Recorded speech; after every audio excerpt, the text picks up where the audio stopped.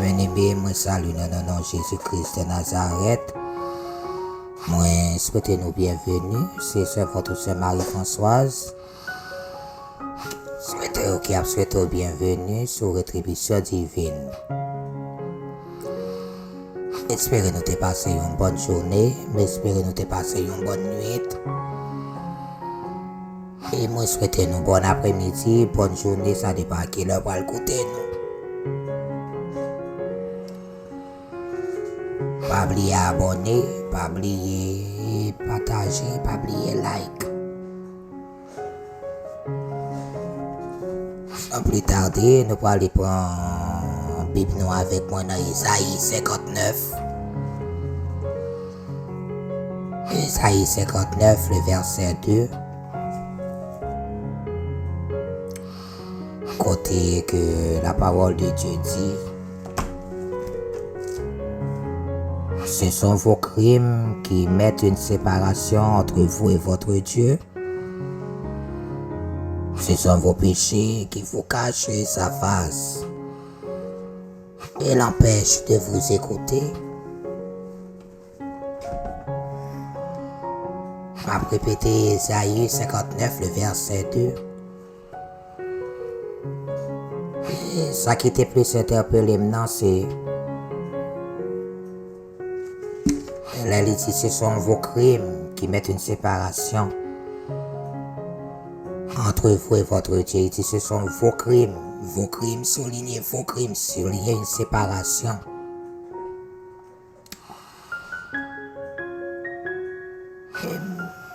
On va essayer de faire nous comprendre ça, me comprendre là-dedans. Madame d'al faire recherche, je dis, selon la Bible, le crime est défini comme une infraction à la volonté de Dieu. Il se confond avec le péché. En d'autres termes, tout acte qui va à l'encontre des commandements divins de Dieu est considéré comme un crime. Tout acte qui va à l'encontre des commandements divins de Dieu. C'est quoi le commandement divin? Vous savez, vous connaissez tous les 10 commandements de Dieu. Plus passé, pas qu'à le citer, nous connaissons plus passé. Tu ne tueras point. Tu n'auras point d'autre Dieu devant ma face. Et il nous dit le crime, c'est une infraction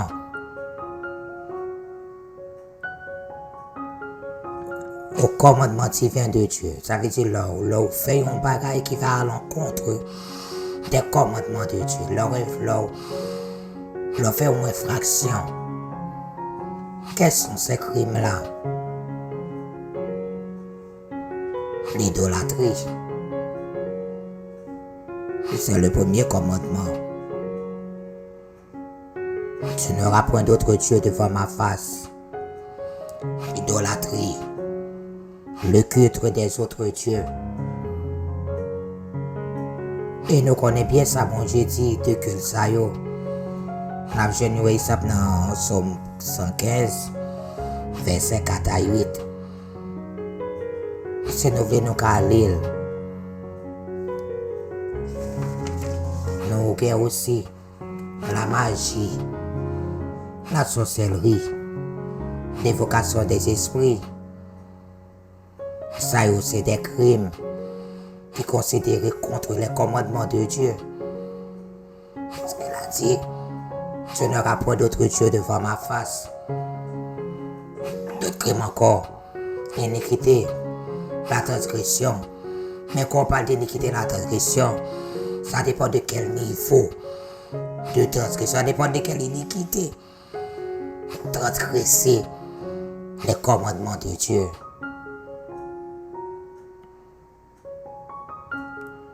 Vous trouvez dans la Bible plein d'autres exemples de crimes. Caïn a tué son frère Abel. Moïse a tué un garde égyptien. Ça, c'est un crime. On a aussi trouvé dans le Nombre 25, verset 6 et 5. Donc, allez lire, ce sont des références. Il y a aussi Genèse 4, verset 8. Il y a aussi Exode 2, verset 11, 12. Il y a aussi Genèse 34.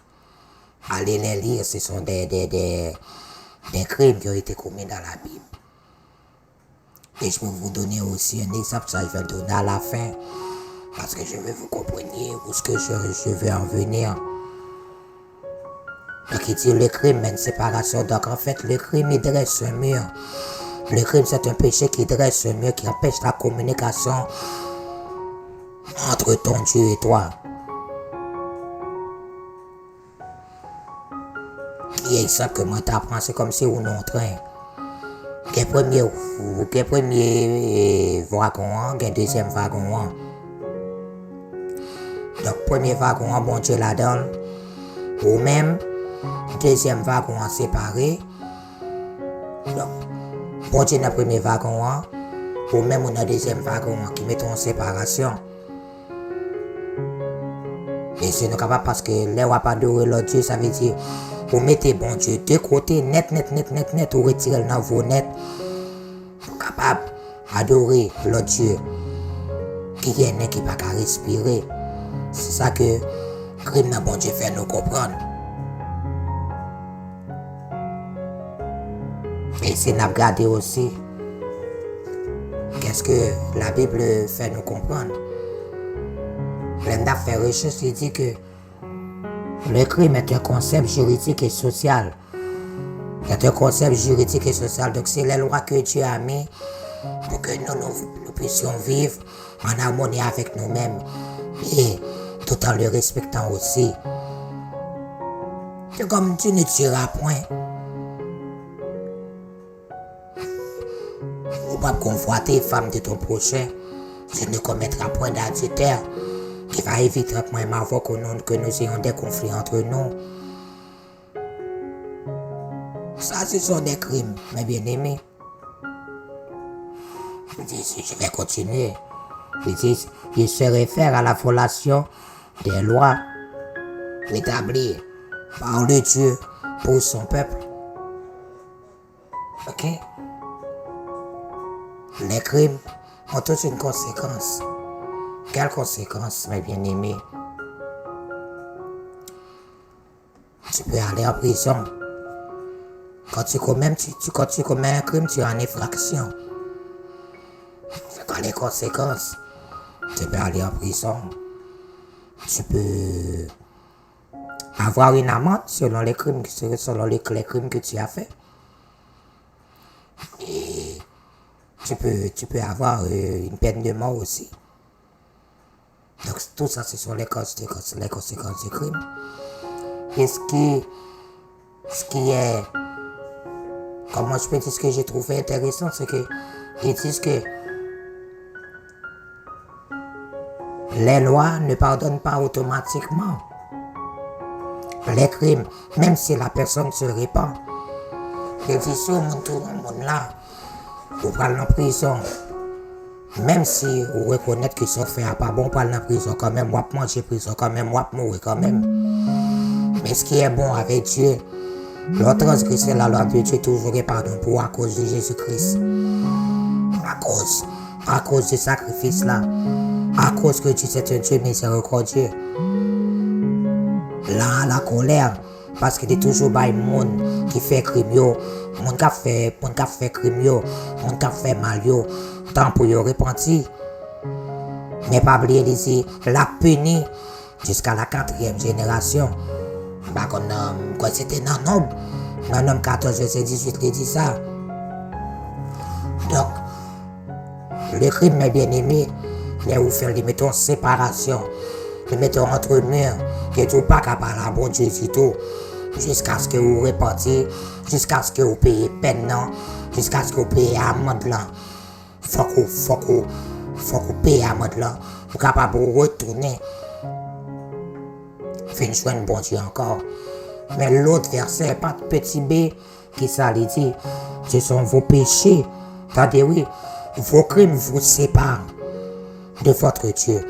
Vos crimes mettent un mur entre toi et ton Dieu, qui empêche la communication avec ton Dieu. Mais dit, vos péchés, ce sont vos péchés qui vous cachent la face. Il dit, le péché, qu'est-ce qu'il fait? Il ne vous sépare pas. Il met une voile qui fait que tu ne peux pas communiquer, que tu ne peux pas communiquer, non, que les prières que tu vas faire, Dieu ne va pas pouvoir les entendre.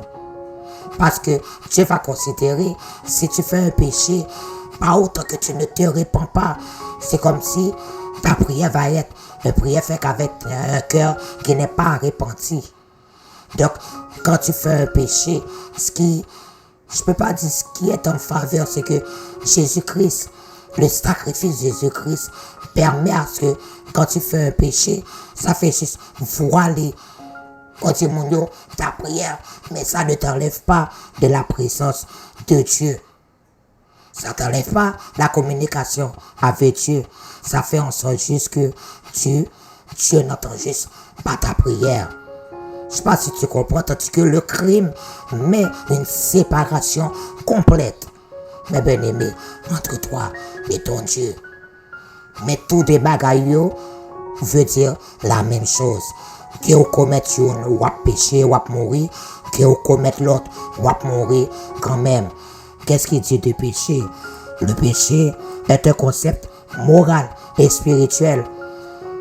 Vous ne doit pécher à l'art. Ou pas payer physiquement, mais spirituellement, ou payer, moralement, ou payer. Parce qu'il y a des bagages où tellement fait, ou tellement de remords, c'était ou tuer.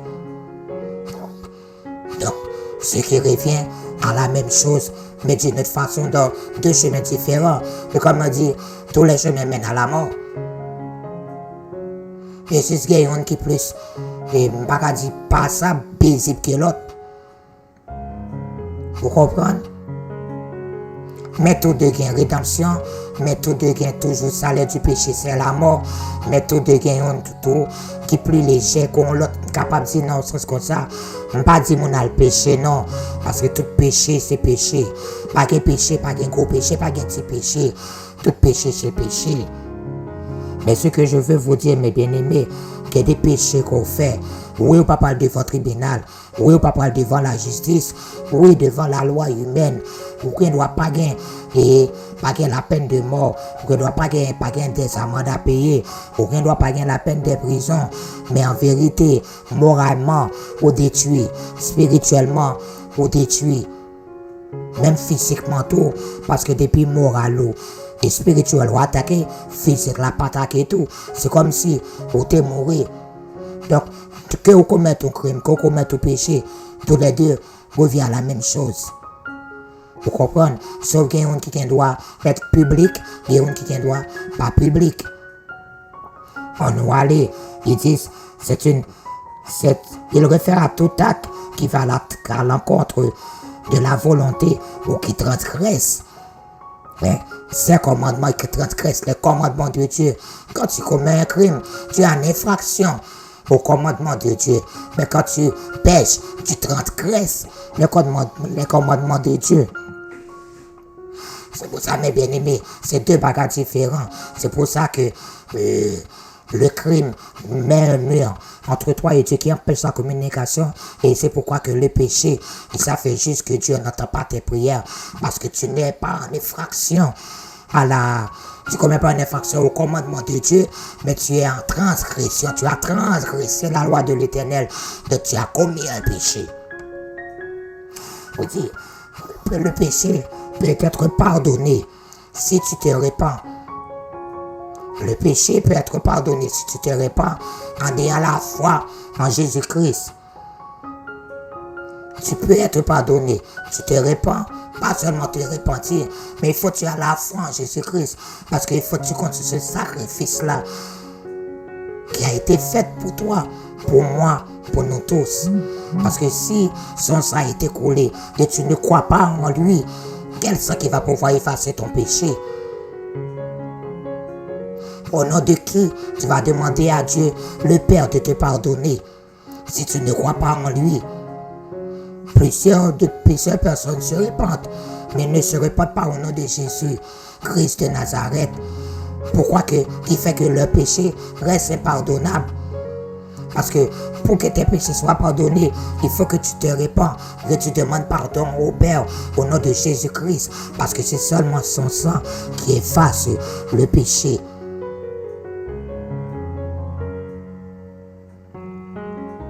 Le roi devait montrer où il est. Puis il dit, et vous allez trouver ça. Dieu pardonne tous les péchés. Vous savez que Dieu est un Dieu compatissant. Là, la colère est riche en bonté. Je vais vous donner des exemples de versets. Dans le psaume 103, verset 8.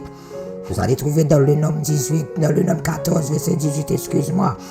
Vous allez trouver aussi dans le livre des Éphésiens, versets 7 et 8. Vous allez voir pourquoi Dieu est un Dieu compatissant, peu importe le crime que tu fais. Donc, il y a une conséquence, c'est vrai. Mais tout est pardonnable parce que Dieu est un Dieu miséricordieux.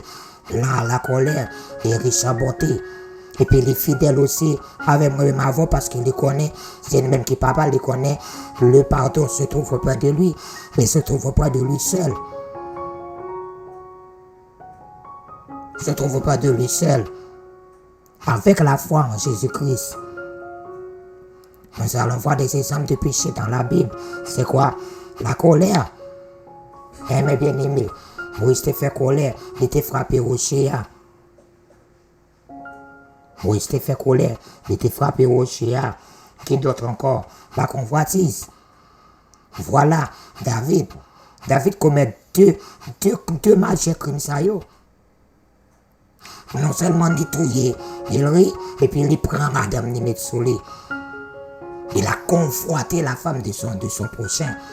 Donc il a violé, il a commis le crime, et puis il a transgressé, mais sous lit, il l'a pris comme femme.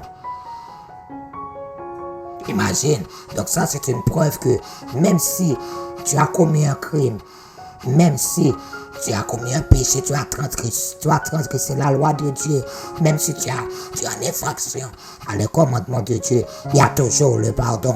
Il suffit juste que tu te répands avec un cœur sincère et au nom de Jésus-Christ de Nazareth. Faut-tu croire que Jésus-Christ est mort pour toi? Il faut que tu crois que Jésus-Christ s'est offert un sacrifice à ta place. Il s'est fait pécheur pour que toi tu sois libre. Il s'est fait pauvre pour que toi tu sois riche. Il a pris toutes les coups pour que toi tu sois libre. Pour que tu ne te fasses pas punir comme tu devrais l'être. Parce qu'à chaque fois que Jésus-Christ, à chaque fois qu'on fait un péché, ou qu'on commet un crime, ou à contre Jésus, ou à contre l'Éternel des âmes, il dit, mais pas ouais moi-même avant, mais il ouais sans petit à Jésus-Christ qui t'est coulé sur le bois calvaire, pour moi-même avant là. Donc les bons Dieu a regardé moi-même avant, c'est pas moi-même ni ouais, c'est pas moi-même ni ouais, mais lui ouais, Jésus-Christ qui t'est sur le bois calvaire, qui te dit Père, pardonnez-leur, car ils ne savent pas ce qu'ils font. Je crois que les bons Dieu a regardé pour tapiner moi-même avant, pour crime nous, les songer, que te fait une flèche, beaucoup petite lait, chaque lait, moi-même avant, nous faisons un crime, nous commettons un péché, regardez les clous, dans mes petites lits, regardez les pieds, les ma clous, qui font en sorte que moi-même avant, je joue un pardon devant bon Dieu, à cause, mes bien-aimés, de Jésus-Christ. Donc, je dis à là, mais bon Dieu pas trop court pour les délivrer, ni pas trop long pour le retirer au nom de Dieu. Il suffit juste qu'on répartit, qu'on ait la foi en Jésus-Christ.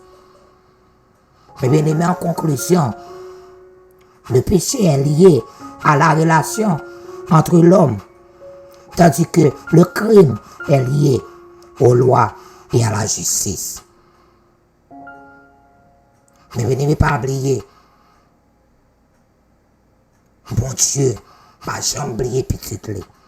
Quel que soit le péché qu'on fait, bon Dieu est toujours prêt, il a deux bras à l'ouvrir pour le recevoir, parce qu'il est son Dieu miséricordieux. Prends ça, mettez genoux à terre, priez, lamentez. Après moi-même avant, nous pas qu'à délivrer, parce que nous pas repentir vraiment, parce que nous parlons contre bon Dieu vraiment avec un cœur sincère. Parce que nous parlons de bon Dieu pardon vraiment pour crime nous. Parce que nous disons déjà dans mal net.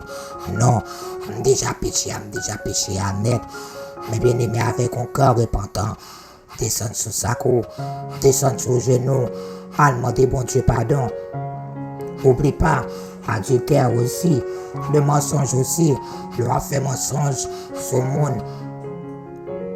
L'on a adultère, l'on a madame, on a plein de femmes à gauche à droite, l'on a plein de femmes à gauche à droite, l'on a bon Dieu, on met baleine devant l'autre Dieu. Ça, c'est une forme d'adultère aussi, mes bien-aimés. Donc, m'espérer, ça m'apprend. C'est le son que moi apprendre à me retenir dans le verset ça, que moi partager avec nous. M'espérer que la fait miracle à Kaino. M'espérer que la tellement fait merveille à Kaino que nous prenons le coup de bon Dieu. Nous avons témoigné pour nous dire bon Dieu merci. Parce que nous te voyons servante là vient parler avec nous. Deux petits versets ça. Et que nous te voyons que bon Dieu te voyait servante là vient partager ces connaissances que l'été bas moyen avec nous. Mais bien aimé, je souhaite une bonne journée. Je souhaite que bon Dieu accompagne nous. Je souhaite que bon Dieu kembe nous. Pas la guerre, kembe femme. Bon Dieu qui est compassion pour tout petit client, il a l'attend nous.